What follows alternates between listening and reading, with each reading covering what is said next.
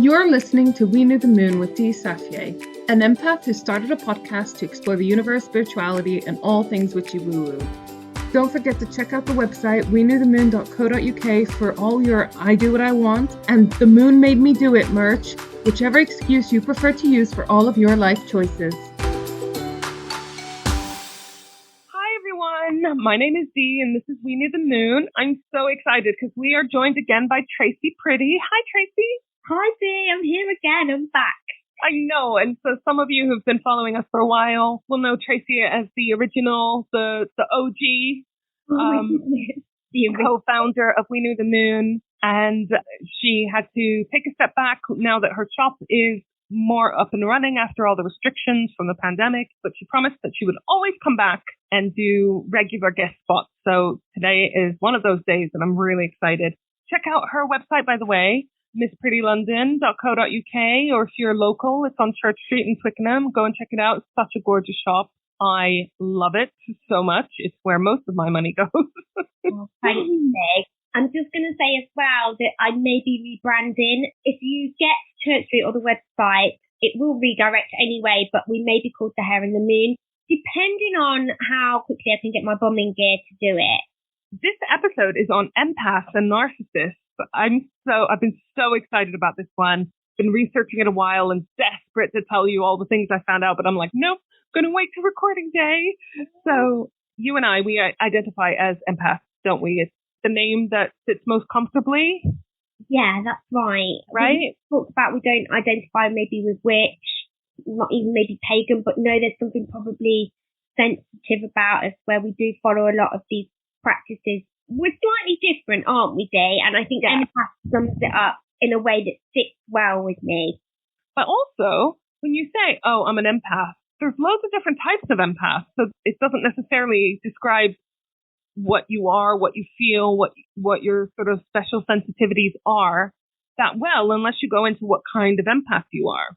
And you and I, Tracey, I think we share some of the same empath traits, but I also think we've got different ones as well. Yeah. So I am going to go through a list of different types of empaths. Now, there's a bit of confusion, not a bit of confusion, but there's different ideas about how many different types of empaths there are. Also, like the Witch episode, you'll probably, if you identify as an empath, you'll probably find that you've got a little bit of several of the different types.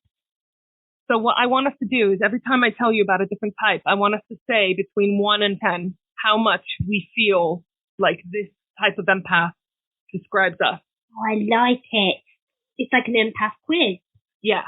So a lot of this is coming from our dear goddess, Judith Orloff, author of Empath Survival Guide. Got an empath mini-series that we did between seasons 1 and 2, which includes a throwback to an interview that I did with her a few years ago. Do check out that episode. Do read the Empath Survival Guide. It is literally like my Bible. I remember coming across it. I'd heard about empaths, but not fully understood what it was. And reading this book felt like it was describing me. And it was like getting a diagnosis. Judith, the words in my mouth that I perhaps couldn't find. So as I was reading it, it's like, yes, that's it. Yes, I do this. Yes, this does happen. I feel this. I'm not alone. It is a thing. Like when you maybe go to the doctor and you get diagnosed with something and you're like, oh, finally. Okay, I wasn't losing my mind. It's an actual thing. Yeah. Exactly. I'm not going to go too much into detail about how to cope as an empath. We've done past episodes in the Empath mini-series. We've talked about it a lot. But do check out the Empath Survival Guide if you feel like any of this applies to you. But I am going to go into the different types of empaths. This is so exciting. So remember, 1 to 10, 0 meaning it doesn't apply to you at all, and 10 being like, fucking hell, that's the dictionary definition of me, okay? So, physical empath. Physical empathy, this is a quote from Dr. Judith Orloff. Physical empathy is when you're attuned to other people's physical symptoms and you tend to absorb them into your own body. So, for example, if someone has a migraine, you get a headache.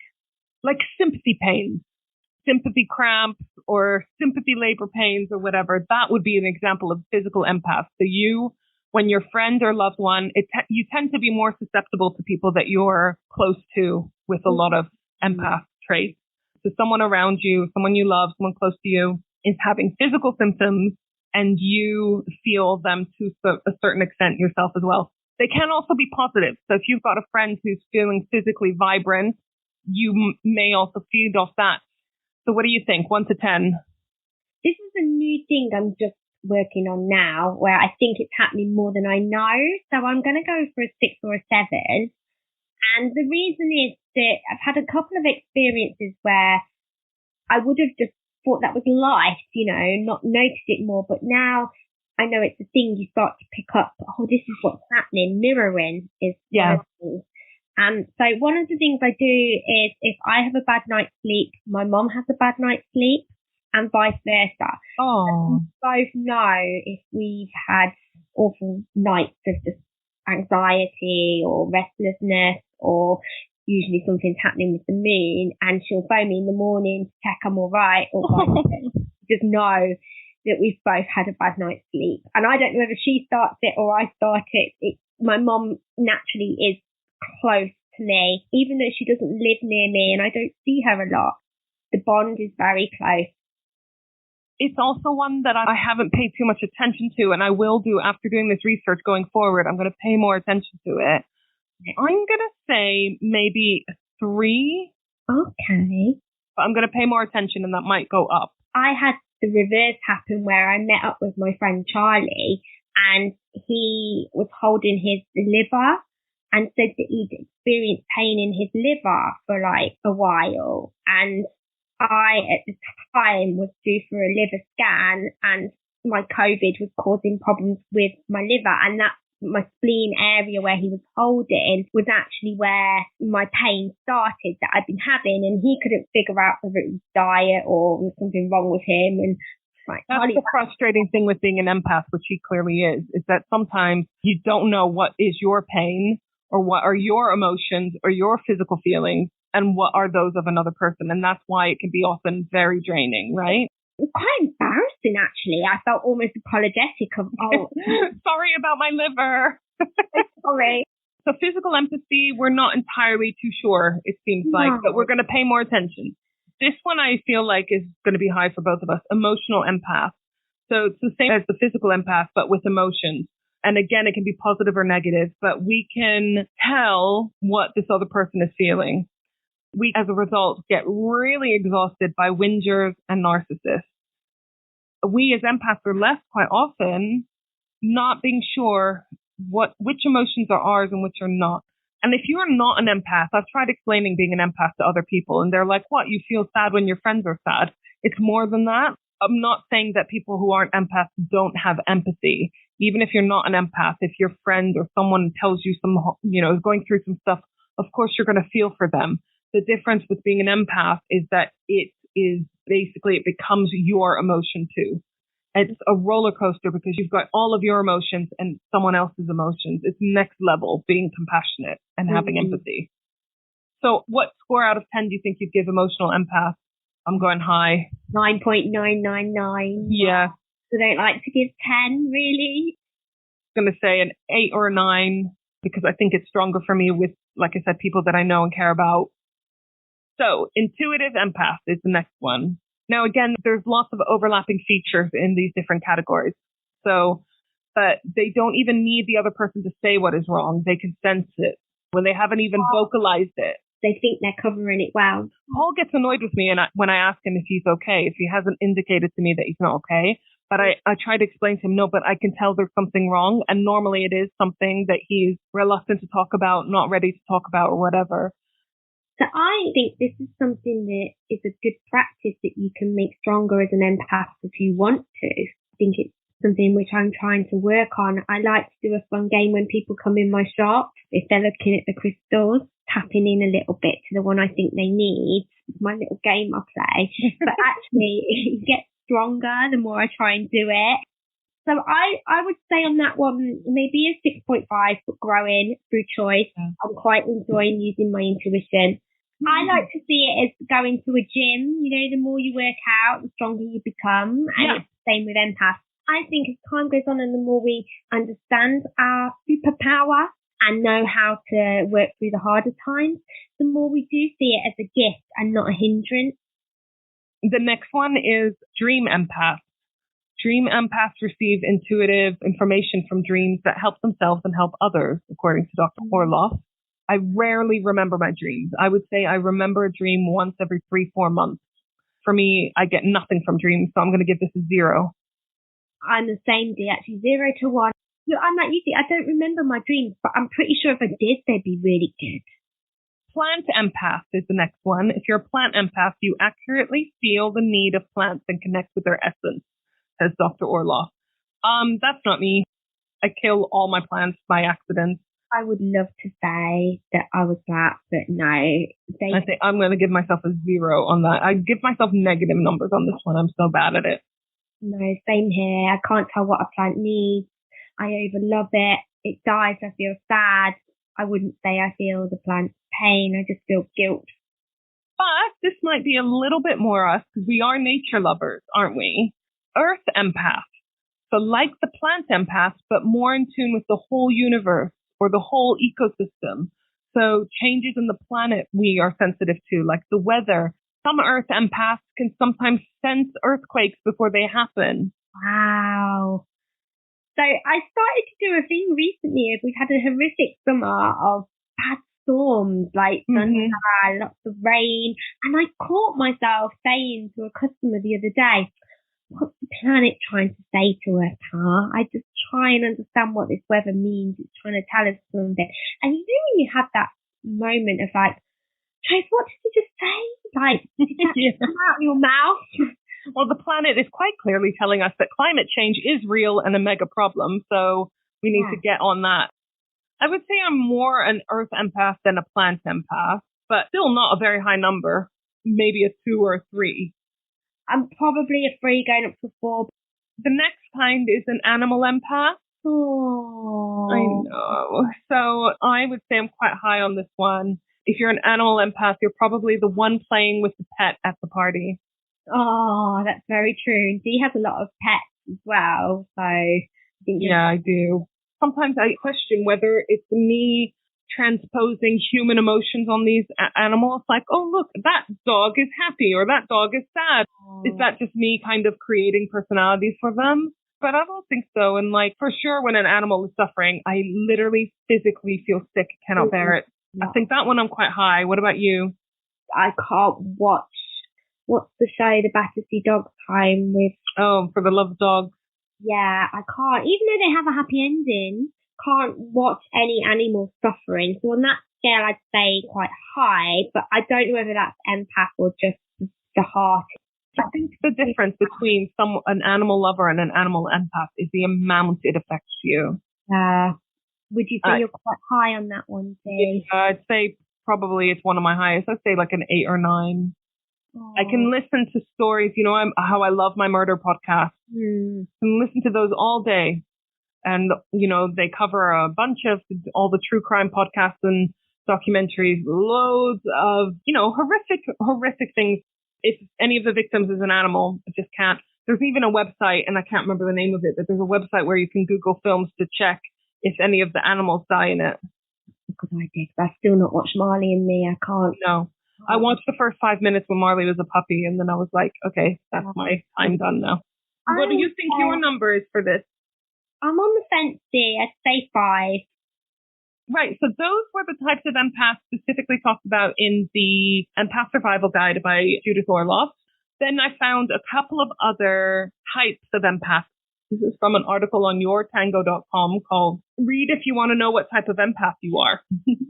I'm now only going to talk about the types of empaths that weren't already mentioned, right? These are the extra types of empaths that they thought there were. One of them is a claircognizant empath, which I think is actually quite similar to the intuitive empath that we previously mentioned.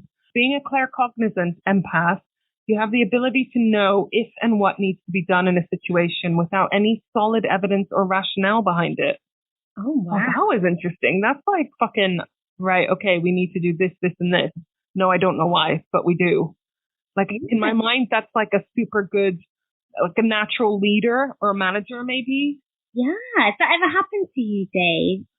I don't know. Again, maybe something I need to pay more attention to, because I feel like I'm quite good at knowing what to do a lot of the time, but I feel like that's more based on evidence or experience or research or analysis or logic or something rather than my intuition. But maybe there is a bit of that as well. I don't know. This is a skill that is for sure a skill that I've had to use a lot during event planning, where you really have to think on your feet, especially if like some delay or problem comes up. You have to be really decisive. Otherwise, your whole fucking event that you've been planning for months and months and months might be a disaster. But again, I don't know whether that's based on like my decisions were based on solid evidence or rationale, or whether they were intuitive. Wow. How do you react maybe in an emergency as well? So I don't really know how to score myself on that. Do you? Let's go on the level of a 5. Let's go for a 5. The next one is psychometric empath. Now, we talked a little bit about this. Psychometry with Michelle Dashwood when she talked about spirits and ghosts, because she was talking about when a medium is able to pick up an object and get a reading off the object. Oh, yeah. So this is pretty much the same thing. The psychometric empath has the ability to receive information and energy from an object, photographs, or a location that are significant to a person. Interesting. So on one of my courses, my angel healing course, one of the recommendations that they said, if you want to improve on your psychic skills, is this practice. So you get photos or items, you get people to give them to you, and then you focus on them and see what you can tell that person about them. Or with the photos, you turn them face down and then you pick the one of a certain person, and it's practicing your reading of objects. And apparently the more you do it, the stronger you get at being right. And it's a gift, but it's also a thing that you can strengthen and work on if you want to go in that direction. I'm going to bring around some objects for you to try then, if you, like for you to do your homework. Party game you could do. Yeah. Because I must admit, as much as I'd love to grab an object and get a feeling from it, not so much. Maybe a space, a room. Yeah, I definitely feel energies in rooms more than items. But it does say that you receive energy from objects or locations. So maybe that is us.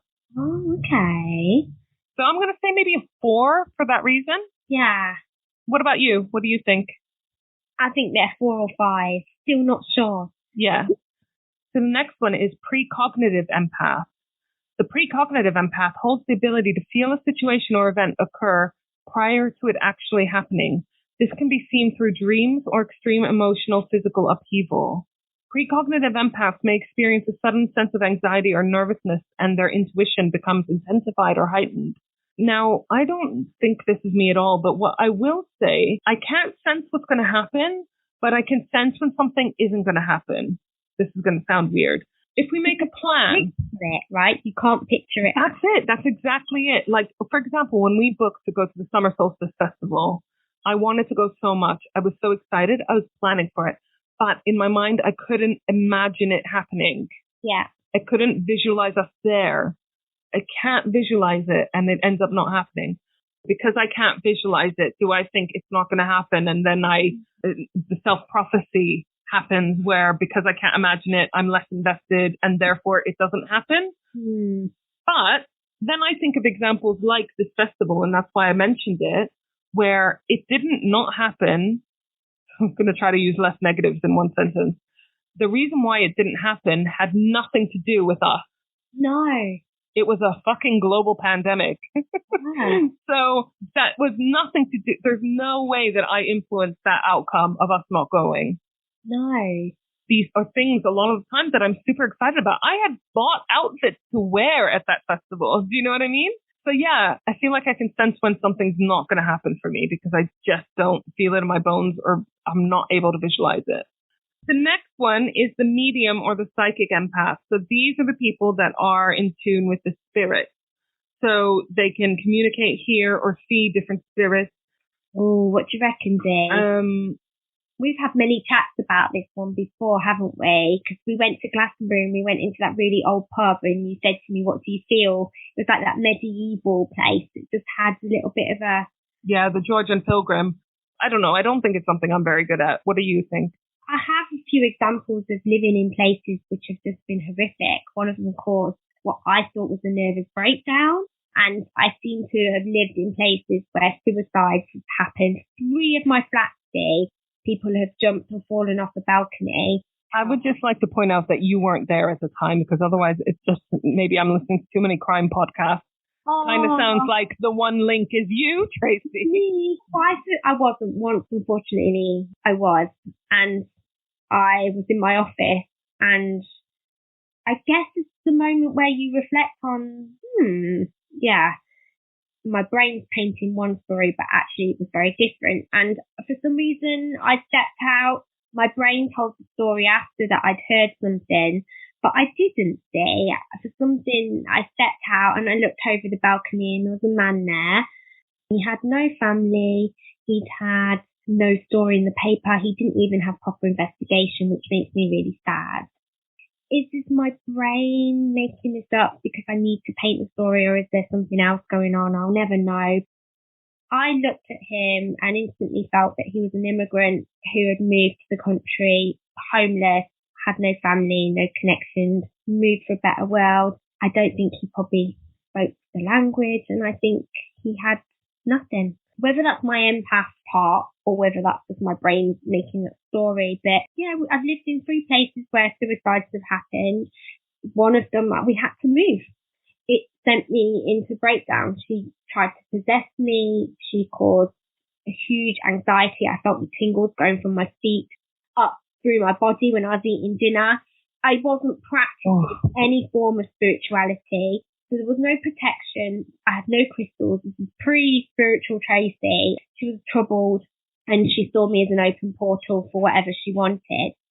And as soon as we moved, it was like I was lifted. I had something really heavy dragging on me. So yeah, I'd say not through choice, definitely not through practice. Actually, it's something I protect myself against. It's something that scares me very much. Getting in touch with the wrong spirit, the wrong energy, not knowing what to do. It seems very risky. I think I'm quite high on that, unfortunately, like a 9, 8 or a 9.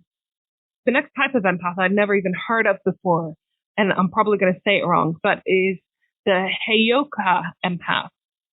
Ooh. Now, the Heyoka empath is the most powerful type of empath, known in Native American culture as the sacred clown. The Heyoka tends to be unconventional in their thoughts and actions and act as an emotional mirror for those around them. And the Heyoka empath's ability is to make people question themselves, and it promotes emotional healing in those around them. Wow, like a trigger empath, a trigger person. Yeah, like a motivational speaker empath or something. I'm not entirely too sure.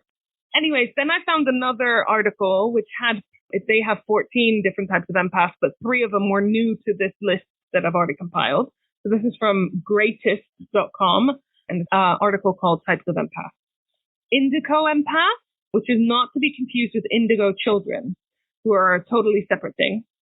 Indigo empaths are sensitive to issues of morality and virtue.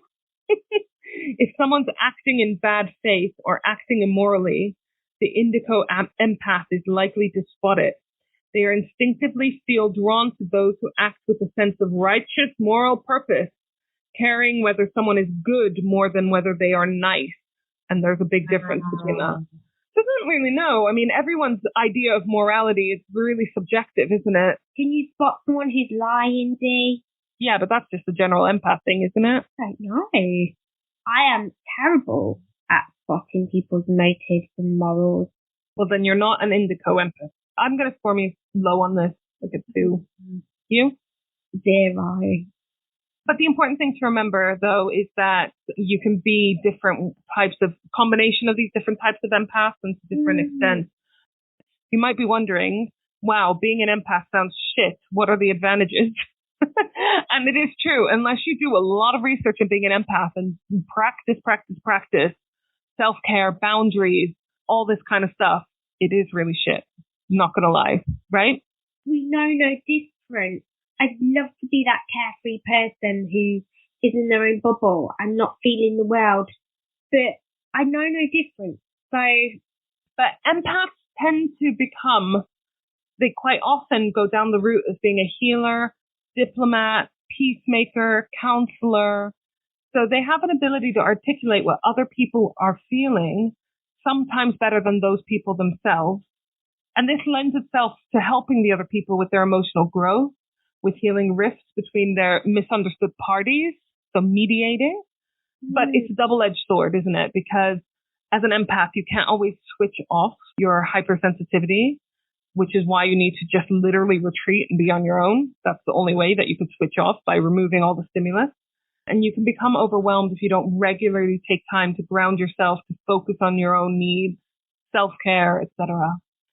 I also had a little Google about whether it's rare to be an empath. And I found that it is apparently extremely rare, because I was thinking, well, it's not that rare because I have lots of empath friends.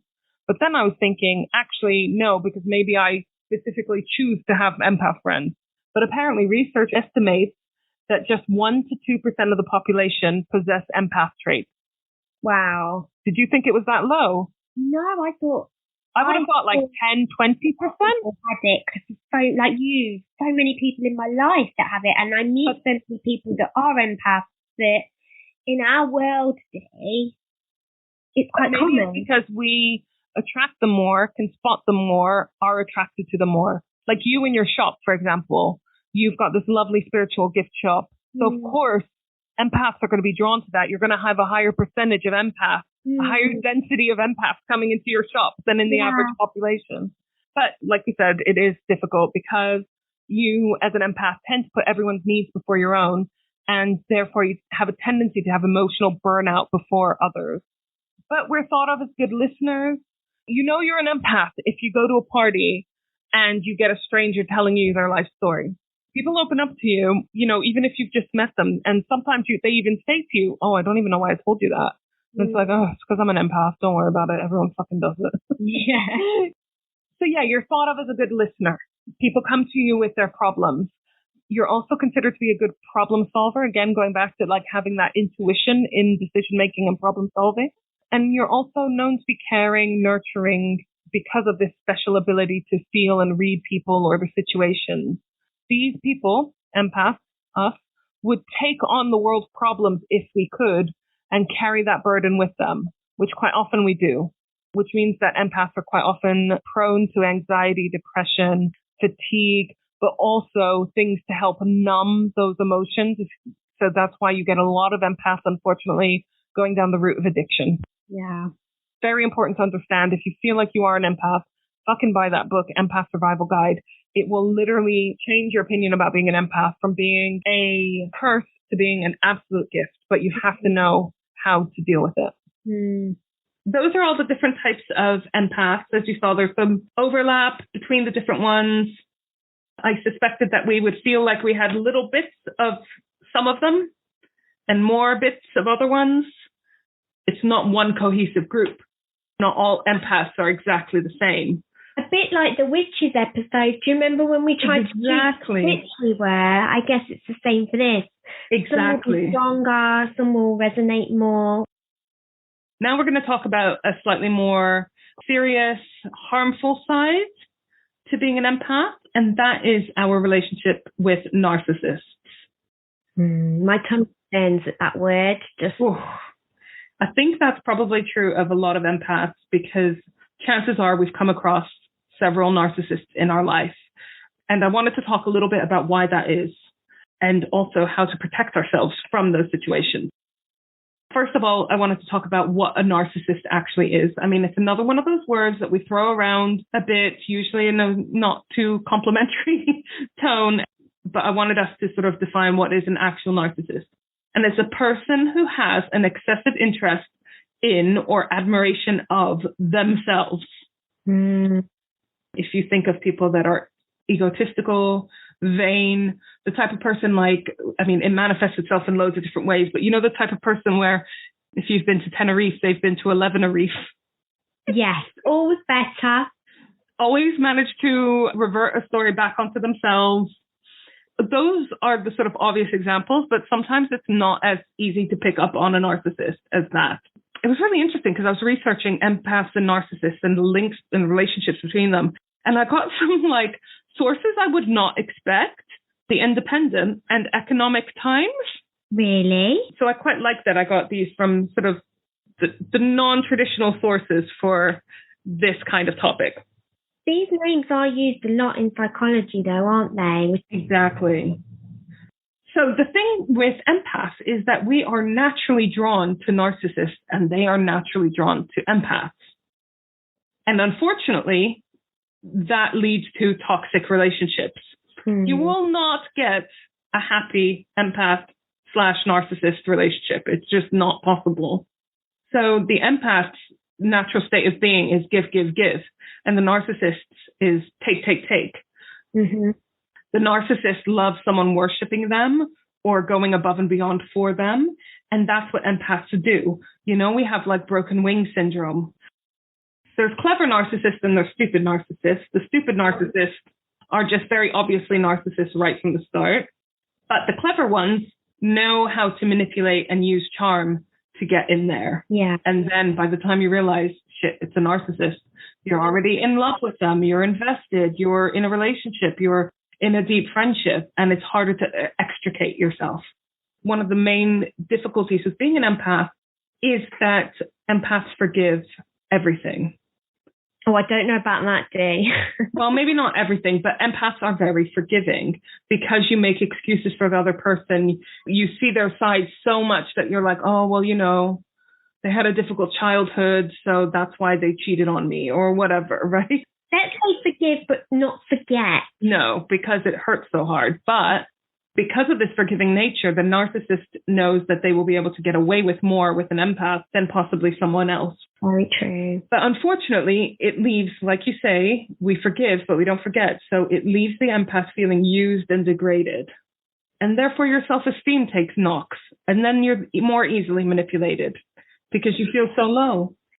Do you know what? I had such an interesting conversation with Paul the other day about empaths, because I could tell Paul, being my partner, he's a very compassionate, loving person, but he's not an empath. So I think he's still struggling to understand exactly what it is. And so he said, so you know how you're an empath and you say that like you're very sensitive, then why do you hate when people call you overly sensitive? And I was like, interesting, because that's true. I do get called overly sensitive and I do fucking hate it. And yet I describe myself hypersensitive to certain things. But I realized, and this is the crucial difference, like with the term witch, the same with sensitivity, if someone's using it to describe you and using it as a weakness, saying you're oversensitive, as in it's a bad thing about you, I fucking hate that. I'm glad you compared it to the word witch, because I was just thinking that, Yeah, so it all goes to the intent behind the word. Yeah. Back to narcissists. Narcissists like people that they can get the most out of, the most admiration, the most gifts or attention or whatever it might be, money. They like the people they can get the most out of, so they often target empaths.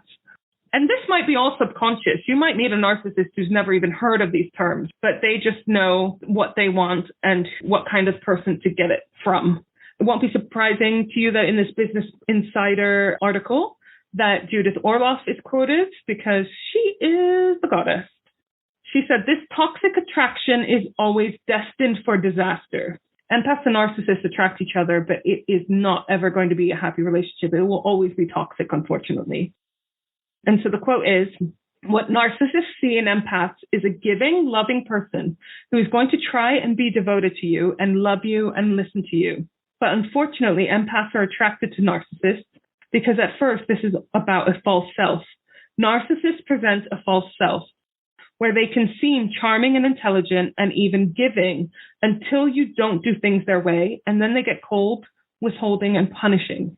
By the time you realize what's happening, you might be emotionally attached, emotionally involved, and us empaths, we emotionally attach hard, and it's difficult to turn your back on someone because it goes against our nature of wanting to help. So Orloff says it can take quite a while sometimes for the narcissist to show their true colors, and she tells her clients to never fall in love with a narcissist. But I mean, it might be too late. Very easy from the outside to see something unfolding, but when you're in the tornado or the storm, it's very different. The whole idea is that they're manipulating your thoughts and you don't know whether you're coming and going. You lose self-confidence in your decision and your judgment.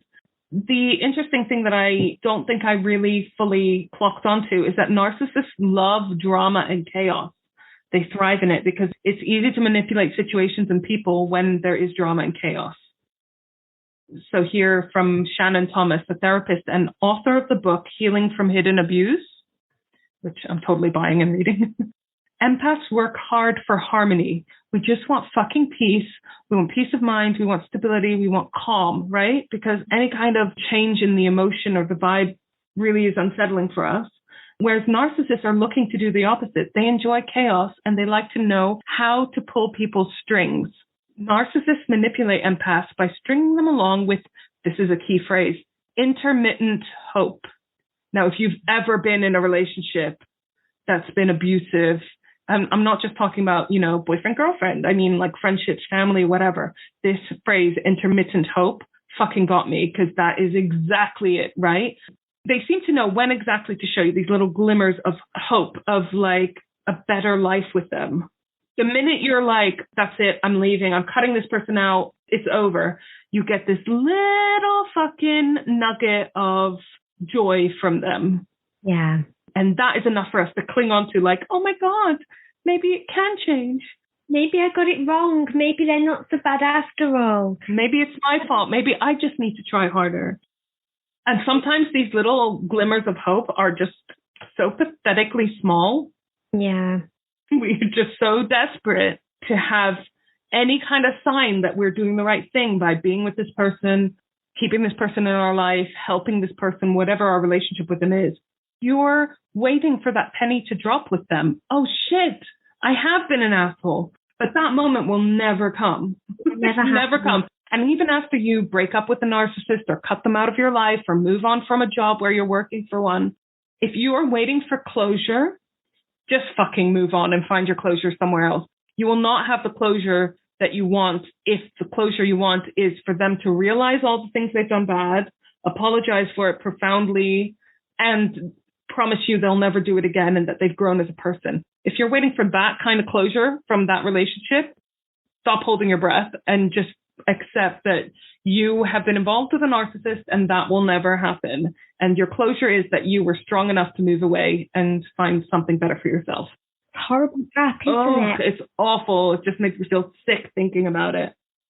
But then I moved on. I hear this term psychic vampire a lot. So I wanted to know, like, how closely linked is that to a narcissist?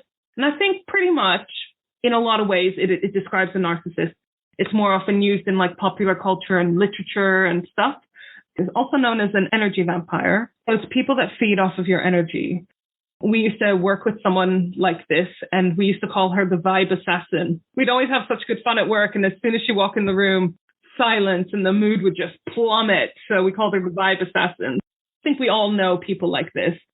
Energy vampire, psychic vampire as well. It's more a term used in like talking about the cult and religion and spiritual beliefs and stuff. It's not always intentional with them. No. So I imagine that a psychic vampire is a kind of narcissist or a narcissist is a kind of psychic vampire. There's a lot of overlap. Dion Fortune, who's the British occultist who lived in Glastonbury and who fought the front in World War II against the Nazis, the spiritual front. So her and her gang of occultists and spiritualists used to get together to fight the Nazis on the spiritual plane. Wow, I never knew that. I know. How cute is that? And like, of course it did. Of course everyone gave everything they've got. Yeah, exactly. You would sit there and be like, I want to join the efforts. Well, what can I do? So she also talked a lot about psychic parasitism. Ooh, these words give me goosebumps. That idea that they're feeding off you, that's what you have to imagine. They are literally feeding off you. So you got to cut off their source.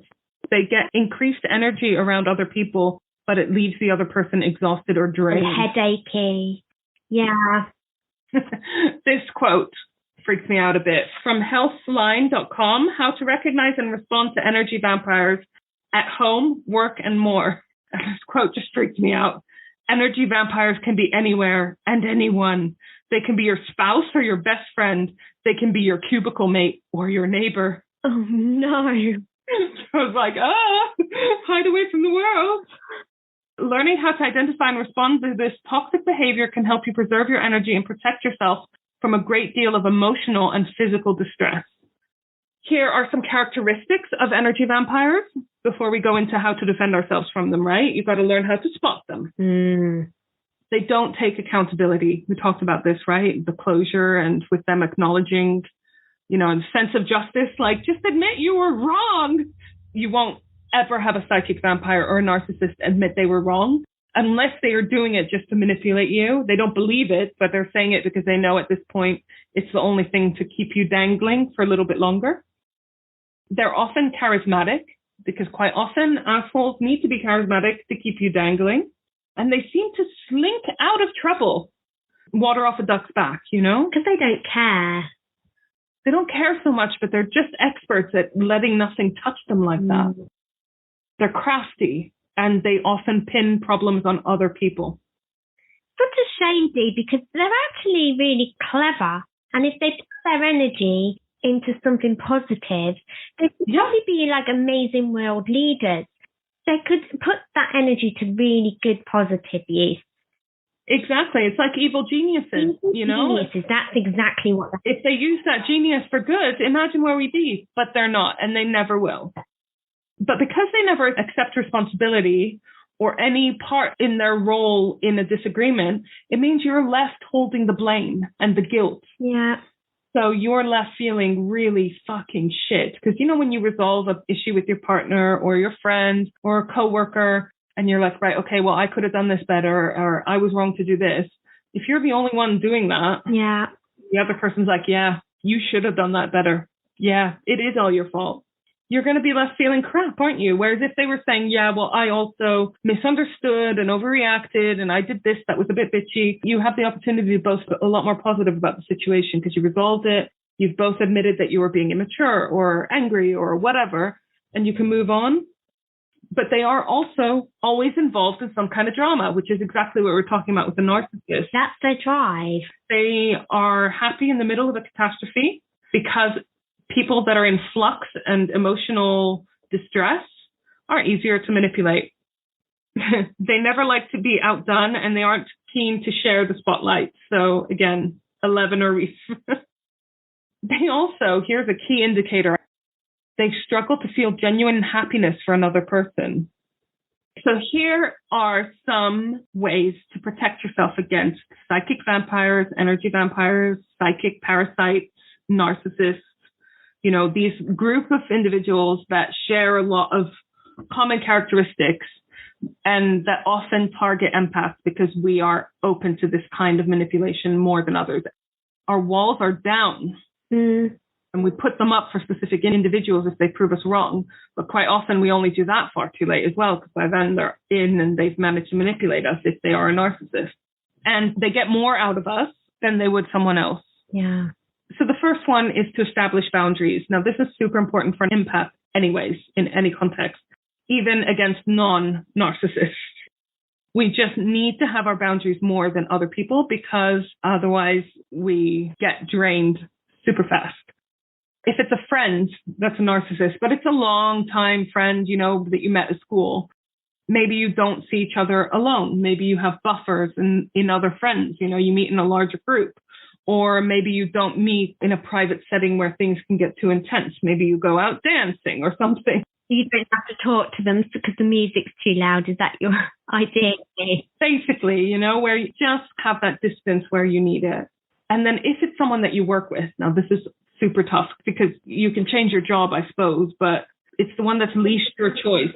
An empath, there's always going to be people that you find tricky to be around. And so you can't keep running or changing your job or avoiding situations. So you have to find ways to get through it. And I think the job is the trickiest because if you don't work for yourself or work from home, you spend most of your time in your office or workspace. You see these people more than your friends and family, and they're not people that you choose to be around. And it's normally the situation that you have the least control over. Yeah. In terms of manipulating it so you've got distance. But as much as you can, you have to try. So if you can avoid going to social events with them, going to lunches with them, not stopping at their desk for a chat. If you can move your desk as far away as possible. Maybe you can't say, look, I need to move my desk because I can't stand being around blah, blah, blah. They're a psychic vampire. Put nice things on your desk as well. Unfortunately, I was working for an estate agent. Can you imagine how many narcissists and emotion vampires? Sorry, estate agents, I'm sure some of you are lovely, but this was a cutthroat area of London and full of people who were out to make money and would trample on anyone. And arguments would happen a lot. There was bad energy. They would bitch about each other to the boss to try and like make themselves seem better. I mean, there was all sorts going on there. If you put a psychologist in that office, they would just have a field day. And it was a small office, so I'd walk in some days and I would just feel sick because the atmosphere was just toxic. And so I used to put lovely things on my desk. I'd surround myself with photos, and I used to Google pictures of dogs and try and do things to distract myself from what was happening. They're anchors to help you think of positive things and not let the negativity drag you down. Yeah. The other thing is to adjust your expectations, which I thought was really interesting. Yeah. So you can't fix a narcissist, but you can change your expectations of them. Nice. So just learning more about what they actually are will help you understand, oh no, okay, this isn't my fault, or that's not me having done something wrong. I don't need to put more effort in X, Y, and Z. That's just the way they are, and that's the only way they're ever going to react. My best advice is to develop and nurture this reputation of being someone who's really bad at answering the phone or replying to text right away. Oh. Because, we've all got those friends that are that, right? We just know they never pick up the phone. Most of us empaths, I think, don't like phone calls anyways, right? No, my phone causes me anxiety. You're looking at it going, what does that person want? And it's like, well, if we answered it, we'd find out. Garner the reputation of being really shit at answering your phone so people don't bother doing it. And if it helps you create a little bit of distance and have that boundary, step away from your phone a bit or just get better at not replying right away. If I get triggered late in the evening by something, if I get too emotional in any way, positive, negative, whatever, I can't sleep and then I'm fucked for the next day. So I don't look at my text messages after 8 o'clock anymore. So just figure out what works best for you and just start doing it. Guard your emotional capacity. I think this is super important, whether you're an empath or not, and with every relationship. Energy vampires use nonverbal cues to know when they have someone on the hook. Your facial expression, the way you lean in, how you clasp your hands, an energy vampire can take these as signs of your investment. If you instead offer stone-faced responses and only offer short statements to their questions, you won't open yourself up to their demands and you can reserve your energy for you. Put your poker face on, hey? As empaths, we're very, I think, expressive on our faces and in our actions. Yeah, we are. If someone's telling us a sad story, we're welling up, aren't we? So, we might be very tactile if we're trying to reassure someone. So all of that, if you suspect that person is a psychic vampire, cut it off. If they're not getting that from you, they'll move on. If they can't get what they want from you, they'll find another victim. We mentioned before about the tactic I do of turning my body away, so I'm not pointing my front alignment, my chakras, my front part, I turn away. So they almost, I know it's possibly looking odd, but I think I've perfected it now where it's actually just a natural pose of like looking over my shoulder. Where you're just physically putting up a little bit of a barricade, and that can help you emotionally do the same, right? Yeah. And then the best tip, really, if you suspect you've got a psychic vampire in your life or a narcissist, is cut them out entirely. Now, unfortunately, that's not always possible if they are in your family, or again, if you're working with them, or if you're in a relationship and you just know that realistically, you're not going to dump them. You're not going to cut out this friend of 25 years.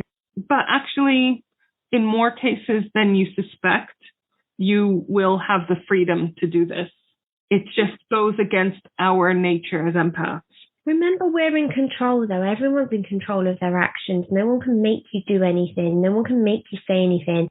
Perhaps in this instance, they can make you feel something, but as long as you're self-aware and practicing self-care and acknowledging it, I think journaling is a really good practice if you have a narcissist in your life, because one of the things that happens quite a lot is the bad thing happens, and then as time carries on and the feelings fade, you start to question yourself. This awful thing they did to you a few days later feels less awful. So journaling it as it happened will help remind you, no, I wasn't in the wrong. My reactions were justified. They did do something bad to me. You know? And if you're struggling to get rid of a narcissist or deal with them, keeping this journal will help build your prompts up and help you understand who you are, who they are, how the relationship's panning out. And it's just a really good reminder and trigger for kind of going against what we've said about feeding your monsters. But I think in this instance, you need to feed those monsters. To protect yourself. Yeah. You're reminding yourself of their fucking monster, if anything. I think a really good trick is to, if you suspect you've got a narcissist in your life, if you've got someone that's causing you a whole chunk of emotional drama, have a think to yourself, if there was no negative consequences, would you cut them out? If you didn't have to have any awkward conversation, if you weren't scared about them retaliating, would you cut them out of your life? If the answer is yes, then you've got to start working towards that, unfortunately. Because if the only reason you're keeping them in your life is because you're scared they're going to hurt you or use something against you, or because you just want to fix them a little bit more, or it's too complicated if it's a relationship and you're living together and you're financially linked, all of those reasons are not reasons to keep someone in your life. No. Well, that's my little conversation about narcissists and how they feed on empaths. Very cheery day. I know, sorry. How to end on a positive note, I don't really know. Do we have any famous narcissists? Hey, Google, are there any famous narcissists? On the website depressionalliance.org, they say, singer Mariah Carey is said to be one of the most overbearing and narcissistic celebrities of her generation. Narcissistic traits displayed by Carey, including treating others as though they are beneath her and or she owns them. She is the boss. Wow. So Google doesn't like Mariah Carey. There you go. That was quite scathing, wasn't it? I'm sorry, Mariah. We don't have anything against you. No, dear. Never met you, Mariah. But as soon as Google said that, I kind of thought, yeah, I can see that. That's not a big shock to me. I do think, though, Dee, on a positive note, we're looking for a positive, right? Because we like to finish on a happy note.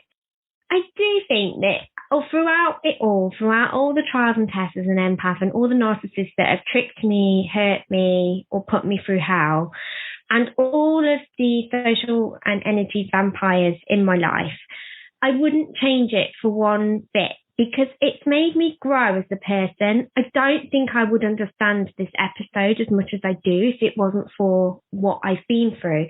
And I have to say, I don't even know if I would identify as an empath if it wasn't for having these experiences. So I think that although the bad stuff is always, I wish this never happened, or, why did that happen to me, or it's not fair, or I wish I could turn back the clock. Try and look at everything that's happened, see it as a positive. They made you into who you are. Strong, wise, able to set up boundaries. Able to help others in similar positions. All sorts of learning that you can take from this. And I think the world has to be made up of good and bad. Well, we're going to sign off because we have plans now. We're recording this on Zoom and we've got plans to go and get drunk in Tracy's garden. So we're keen to wrap up. Tracy, I'll see you soon, literally, in about 5-10 minutes. And everyone, see you next week. Thank you so much. Bye. Bye. If you want lots more fun, moon info, and all things spiritual, plus our merch shop, please visit our website, weknewthemoon.co.uk. And if you want even more, head over to our Patreon page, patreon.com/weknewthemoon, and check out some of our bonus content. We're also on Facebook and Instagram at we.new.the.moon, and we're also on Twitter at weknewthemoon1.